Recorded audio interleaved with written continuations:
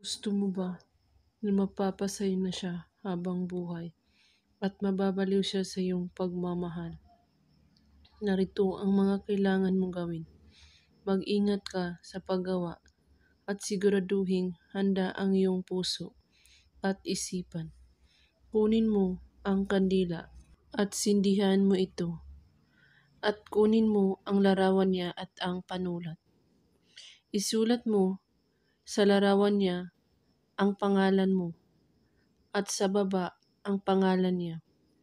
At pagkatapos, hawakan mo ito sa dalawang mong kamay at sambitin ito.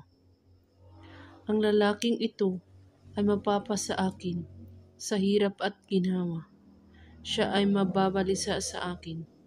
7 beses mo ito ulit-ulitin. At pagkatapos ay sunugin mo ang larawan niya gamit ang kandila at kailangan maubos po ito lahat. At pagkatapos, ang abo nito ay ilagay mo ito sa pula ng tela at ang kandila ay ibalot rin ito sa pulang tela. At pagkatapos, ibaon ito sa lupa. Humaring sa paso mo ito ibaon. Gawin ito kahit anong oras at araw. Basta't buo ang inyong paniniwala sa paggawa at walang ibang iniisip at pagdududa.